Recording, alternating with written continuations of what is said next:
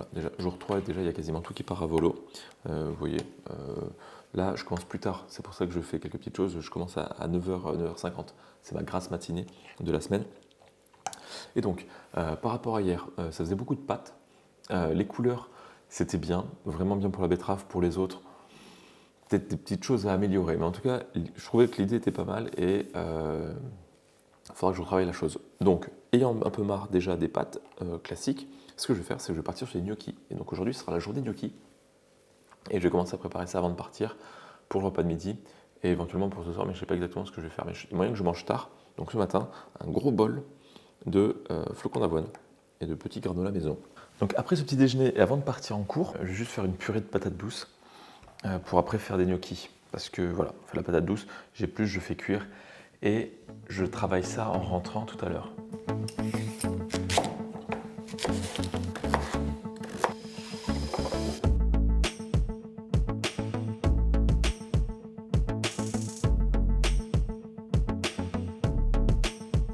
Il est presque 9h, je dois partir dans un quart d'heure.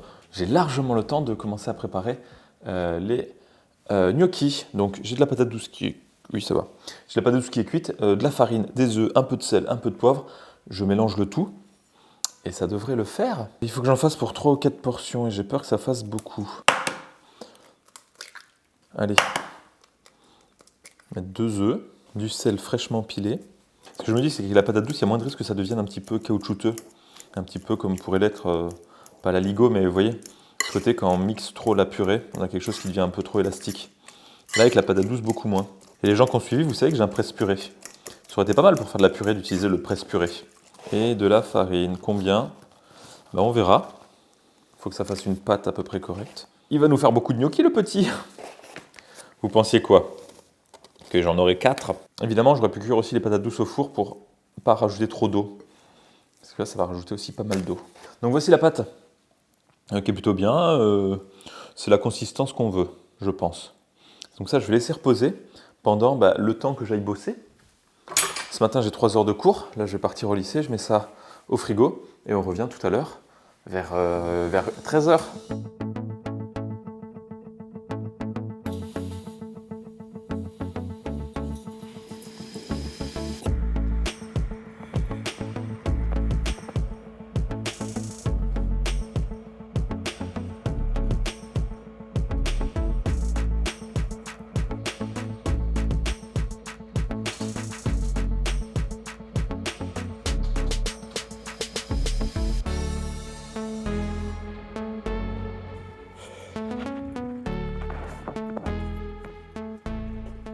Il est midi 13h17. Ce que je vais faire, c'est que je vais préparer des gnocchis pour midi et je vais faire de la façon la plus efficace que je connaisse. Voilà, quand je dis efficace, c'est que je sais que ça sera bon, c'est comme ça que je les préfère. Voilà. Et après, le principe, c'est que ce soir, on va essayer de faire des choses un peu plus originales, éventuellement. Je me dis que ça, comme gnocchi pour une personne, ça peut le faire. Voilà, et en plus, la pâte froide qui a reposé depuis ce matin, c'est pas mal. Et je vais aller contre le dictat de la mode par rapport aux gnocchis pour les faire rallonger. Je vais faire des boules. Voilà. Comme ça, moi, ça m'évite de m'embêter à essayer de faire la bonne forme. Allez. On fait une boule légèrement aplatie et ça sera très bien. Voilà, ce sera mon gnocchi qui sera comme ça. Je vais faire chauffer de l'eau et après on passe quand même à la poêle. 2 faces. Je les fais cuire des 2 côtés. C'est prêt, c'est bon. Et voilà. C'est bien que je tourne un petit peu pour pas que ça colle au fond. Peut-être qu'il y en a plus que pour une seule personne. Ah, et donc là, ce qui se passe, c'est qu'on met dans l'eau, de ce que j'ai vu, l'amidon, je ne sais pas s'il s'hydrate, mais en tout cas en cuisant, il va gagner en volume et donc diminuer en densité. Et donc c'est pour ça que quand c'est cuit et que l'amidon est prêt, ça flotte. À côté de ça, il y a la poêle que je vais faire chauffer, avec un petit peu d'huile, un petit peu d'ail, des petites bonnes choses. Voilà. Et donc là, petit à petit, quand il va commencer à flotter, je vais les mettre à faire une deuxième cuisson pour gagner un peu de couleur dans la poêle. Évidemment, on met de l'eau, on met de l'huile, c'est pas fou. En tout cas, juste un petit peu d'ail avec de l'huile d'olive, ça sent directement bon.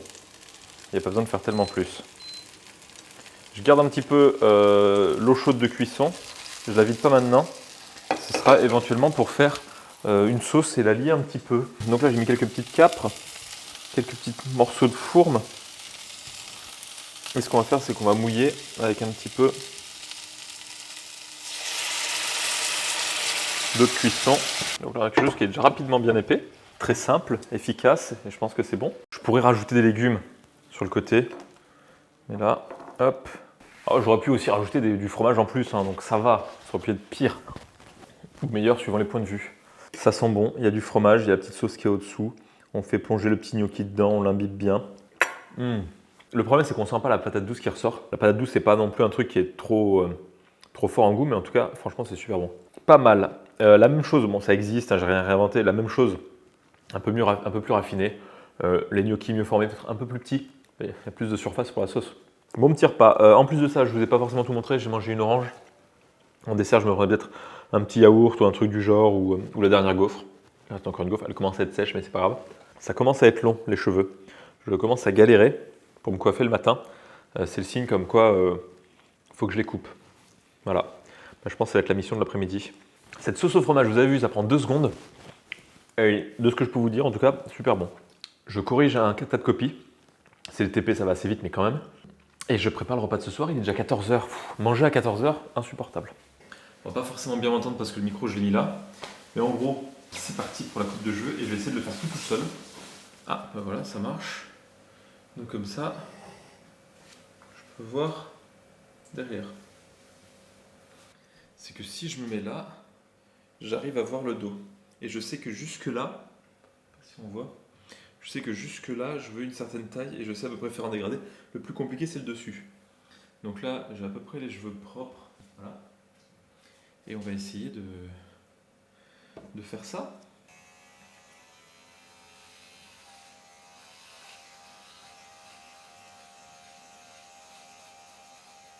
C'est quand même compliqué d'une main à l'autre de savoir dans quel sens on va.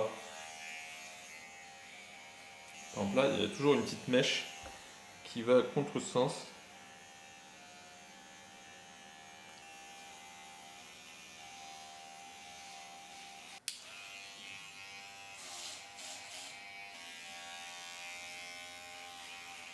Donc là, le truc important, ça va être de faire le tour. C'est ça qui finit la coiffure. Parce que, en gros, là, j'ai fait un peu les bords. Je vérifierai après de face ce que ça donne. J'ai pas fait le dessus. Le dessus, je garde pour la fin. Mais avant, je vais faire la netteté autour. En essayant de ne pas trop dépasser. Après, je repasserai éventuellement à un sabot très court. Là, pour les bords. Et après, de face, il y aura le contour des oreilles. Là, c'est pas encore fait. Là, vous voyez, il y a encore des...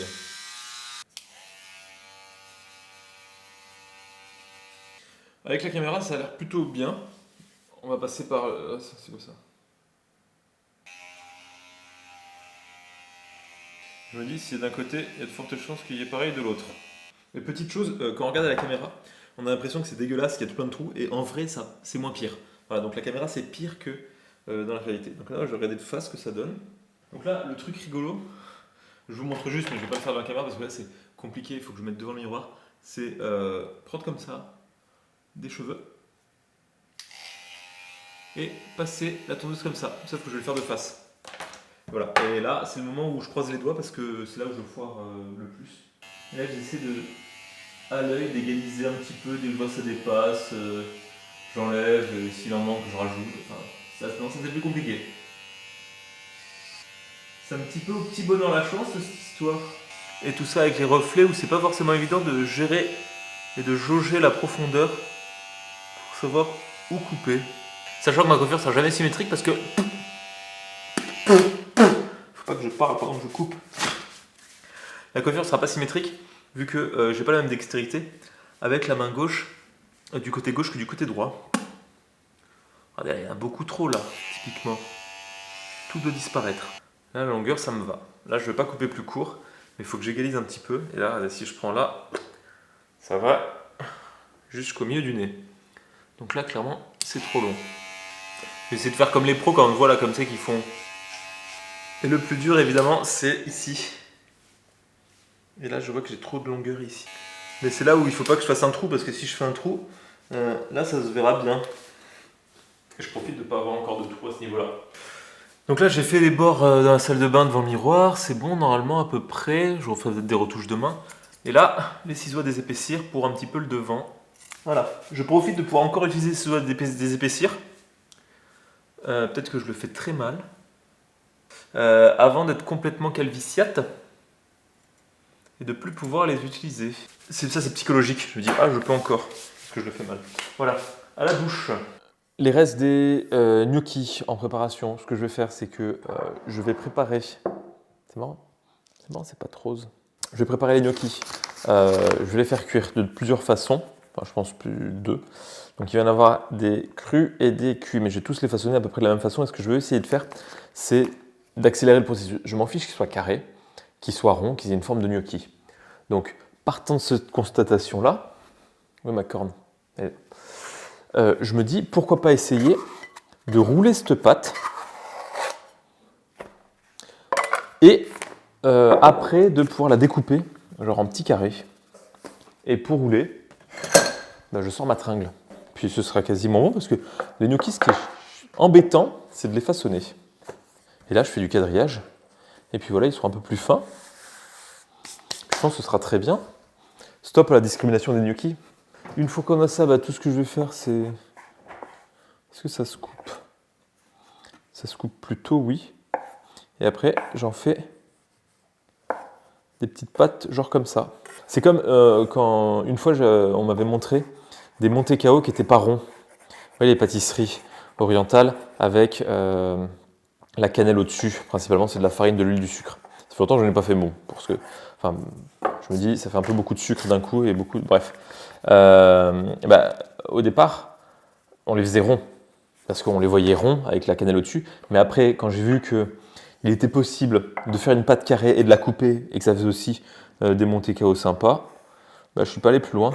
Je me suis arrêté là. Voilà. Et là, au lieu de passer 1 heure à les façonner à la main, je fais des gnocchis rectangulaires. Et si vous n'êtes pas content, j'appelle pas ça des gnocchis, je vais appeler ça des pâtes à base de patates douces. Et je rajoute rustique. Toujours rajouter rustique dans le nom des recettes. Donc cet après-midi, ça va être des tests autour des gnocchis. On sait que la recette de base, ça marche, c'est facile, on peut faire de la sauce qui est bien, c'est bon, aucun souci. Ce que je vais faire, c'est que j'ai plusieurs modes de cuisson à disposition. Donc il y aura les classiques, les bouillis, les mis au four crus, les mis au four après avoir été bouillis, voir si je peux pas mettre avec un petit peu d'huile pour faire un peu frit, les faire frire, les faire bouillir et revenir, ça c'est fait. Et comme mode de cuisson, j'ai aussi le micro-ondes. Je vais mettre ces petits gnocchis que j'ai un peu aplatis. Je me suis dit, ça pourra peut-être mieux cuire. Je pense, je vous dirai ça une fois que je l'aurai fait, 30 minutes d'un côté, 30 secondes d'un côté, 30 secondes de l'autre. Donc ça devrait prendre à peu près 1 minute et quelques. Après un calcul long et fastidieux. On va voir ce que ça donne. On a ce qui ressemble à un gnocchi soufflé. Ils sont encore chauds, je vais laisser refroidir. J'en mangeais un tiède, chaud, et je vais laisser les autres refroidir. Il y a quelque chose qui est un peu dur. C'est plein d'air parce qu'il y avait de l'humidité qui a fait gonfler le gnocchi, ou même l'amidon qui a aussi gonflé. Parce que là, pendant ce temps, je vais faire bouillir, je pense, les 3/4. Je vais les faire cuire normalement et les réserver pour une deuxième cuisson.